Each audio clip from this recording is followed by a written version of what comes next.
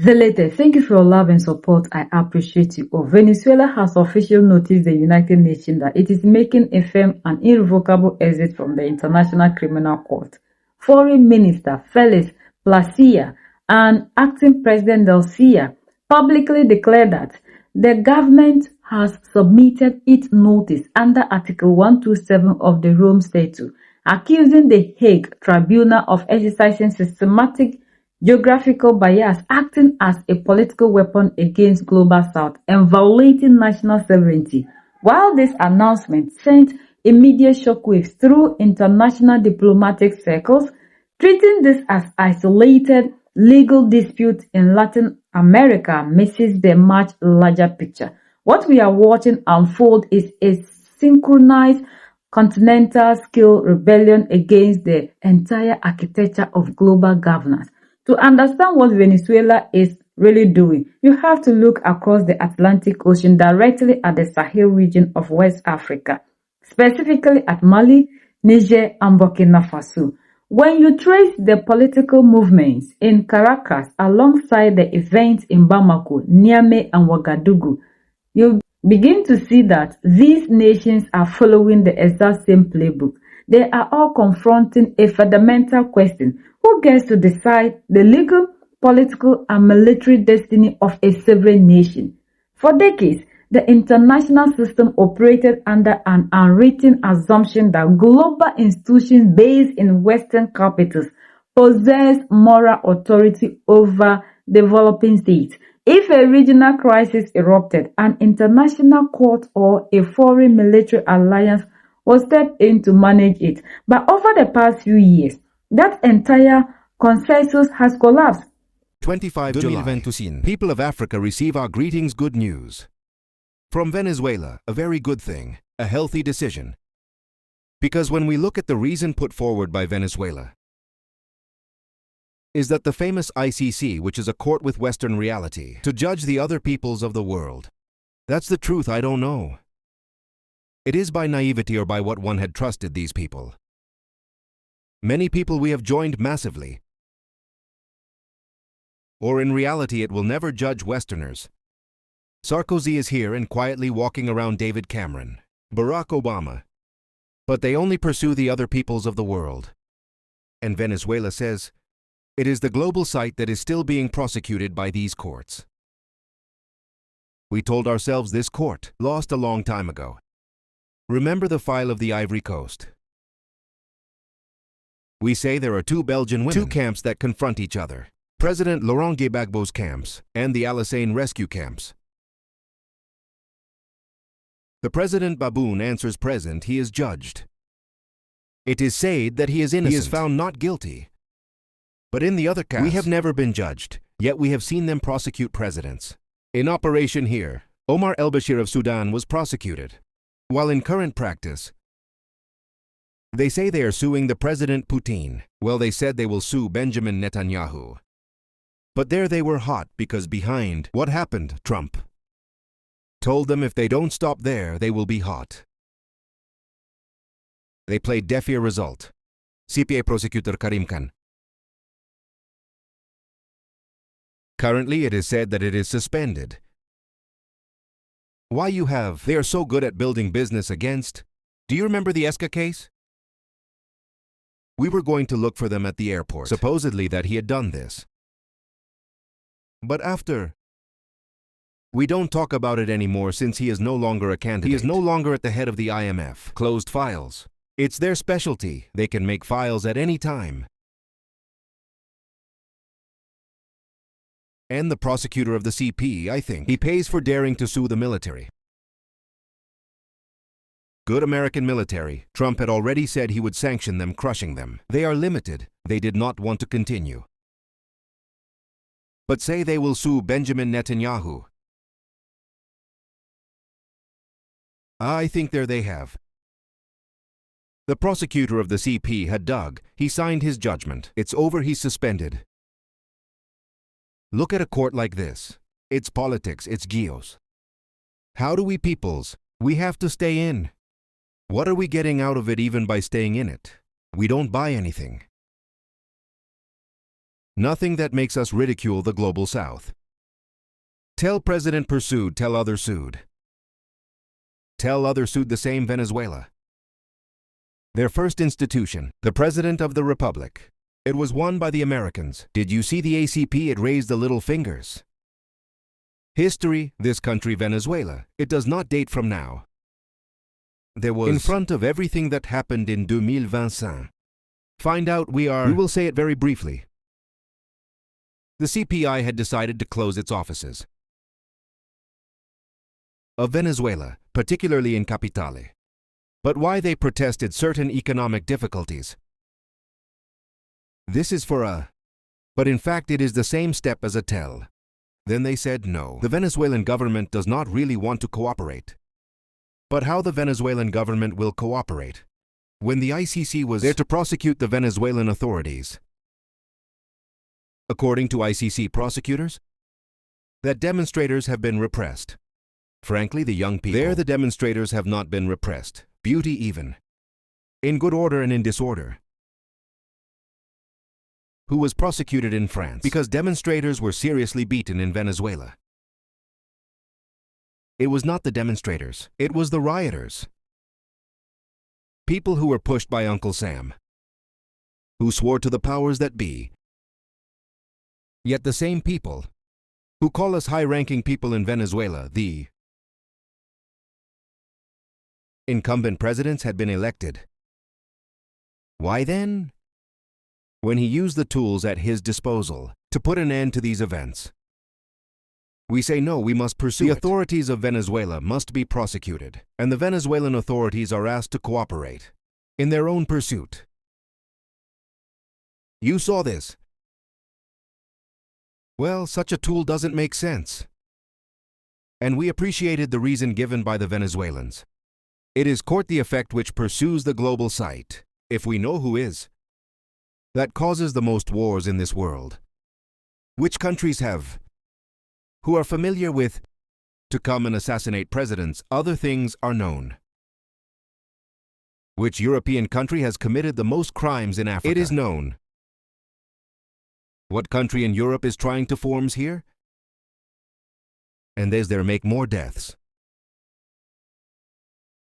The CPI is never interested in this. How many children lose their lives in this? They are even accomplices that even children are armed. The child soldiers are the ones who support the terrorists of the FL, to those who even have their spokesperson in France there. And CES terrorists of FL are recruiting children from child soldiers. Yet this is a crime against humanity. The ICC sees nothing. We enjoyed so much when the three countries of the air left. I said the same, on the same days that the day that saw the arrival, to the power of our leaders of these revolutionaries. The same days we had to leave it is useless, it is. A court that is a tool of pressure, a tool of geos between certain imperialist powers. And according to these powers, it is about their precarious... You try anything that is not in favor of what? Of what this country wants. You will suffer the fate of the president of Laurent Gbagbo. Did you see what they did to Jean-Pierre Bemba? The crime is not the fight that it brought in the Congo. In RD Congo there. But that's why he went to help of Felix. Patast, who was the president-elect of the Central African Republic, an elected president facing a campaign of destabilization of the young French woman who had armed the other Bozizé. The only fact for him to have answered present to save me. This president. The young French woman said no. CPI levers must be activated. We know that the current terrorist leaders Tunisia, their discuss with the ICC have a compromise. Are held by this blackmail continue, or you will be prosecuted. It is such a tool. I often wonder what some countries even do in it. Because it is a tool of pressure against yourself. They will never sue the real aggressors. Who are the aggressors in Africa? Who are the countries that attack African countries? That everyone asks themselves this question. Which are CES countries, and it is countries that are hidden. These countries are not hidden from anyone. Who lied going to war in Iraq, and have many people massacred. It is known that is growing according to themselves. To the last Ukrainian, Zelensky to hold the war itself. When they don't want to often, that push them, that arm them. Until we say your nationals who are here, who are old enough to go to war, we will send them all back to your home. Therefore, compulsorily, people have to go to war. Or in international rights, it is forbidden as soon as someone crosses the border. It arrives at your place, it asks. A political asylum. A right of asylum you're not required, at least. If he does not have certain documents, but we can't push him back to his country of departure. Never. They make fun of the texts. It is EC crimes that they are doing. They send them back to their country, and they are taken by force to send them from the other. Side LACP does not see that. The PC sees everything. It does nothing too bad for those who have not yet understood, and who are staying in this empty shell, which is called this country, but which in reality is useless. It doesn't go that it's useless. It is a resonance box, an empty shell that will not bring anything. It's just a pressure tool, a political game tool. People of Africa, the awakening will be brutal for some people. For some people, let's stay focused, let's stay tight, let's remain mobilized. And thank you. We hope to meet you tomorrow for another topic. At the top. In Venezuela, the breaking point with the International Criminal Court built up over years of investigation into domestic civil unrest and state crackdowns. As the prosecutor in The Hague pushed forward, officials in Caracas stopped arguing their case purely within the framework of the court. Instead, they changed the debate entirely. They pointed out what millions across Africa and Latin America have said for decades, which is that global legal institutions treat powerful Western nations with extreme leniency, while aggressively prosecuting leaders across the global south. Venezuela leadership argued that international law was no longer being applied as a universal set of rules, but rather as a selective tool used to pressure governments that refused to align with Western geopolitical interests. This exact same frustration is what drove the alliance between Mali, Niger, and Burkina Faso in West Africa. For years, these three Sahelian nations relied on foreign military forces, regional trade blocs, and international security guarantees to fight mounting insurgencies. Yet, as security worsened and public anger grew, the populations and military leaders in these countries reached a breaking point. They concluded that external intervention was not fixing their problems, but instead locking them into a permanent cycle of dependency where foreign powers maintain influence without bringing stability. First Mali, then Burkina Faso, and finally Niger took the dramatic step of demanding the full removal of foreign military troops from their soil. They cancelled long-standing defense agreements, rejected directives from regional political organizations, and formed their own mutual defense union, the Alliance of Sahel States, just like Venezuela rejecting the authority of the International Criminal Court. The nations of the Sahel rejected the authority of Western-backed security alliances and international bodies. The link between these two regions comes down to the shared belief that selective justice and selective sovereignty are simply modern forms of control. When leaders in the Sahel look at international bodies, they see institutions that condemn their security decisions while ignoring the actions of global superpowers. When leaders in Caracas look at the court in The Hague, they see a legal body that concentrates its power almost entirely on African and Latin American states, while remaining powerless to enforce rules against the world's most dominant economies. This shared realization has created a global shift. In the past, when a nation pulled out of an international treaty or expelled foreign military bases, it faces severe isolation. The assumption was that no state could survive cut off from the global multilateral network. But Venezuela, Mali, Niger, and Burkina Faso are proving that The world has changed. We no longer live in a single power system where one group of institutions holds a monopoly on trade, security, and diplomatic backing. Instead, a multipolar world has opened up alternative paths where Mali, Niger, and Burkina Faso sever ties with their traditional foreign partners. They immediately turn to new security and economic partnership with non-aligned global actors who do not condition their support on compliance with Western legal standards. Similarly, as Venezuela exits the Rome Statute, it relies on deep economic energy and financial networks with major non-Western powers that operate completely outside the reach of the International Criminal Court.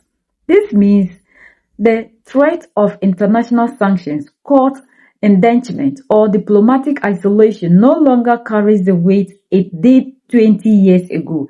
Governments across the global south now see that they can walk away from global borders and build alternative alliances that respect their domestic authority above all else. By pulling out of the Rome Statute, Venezuela is sending a direct signal to other developing nations that they do not have to accept global institutions they view as fundamentally biased. At the same time, Mali, Niger, and Burkina Faso are demonstrating how to build independent regional blocs that operate entirely outside Western control. We are the only ones that can set ourselves free. United we stand, divided we fall, and united we keep standing forever and ever. The greatest enemy of the African is mental slavery. So let's decolonize ourselves from mental slavery. Let's keep sharing to educate our brothers and sisters. Together we'll make Africa great for ourselves and the next generations that are going to come. So that's the latest around the world in Africa, Latin America, and in Venezuela.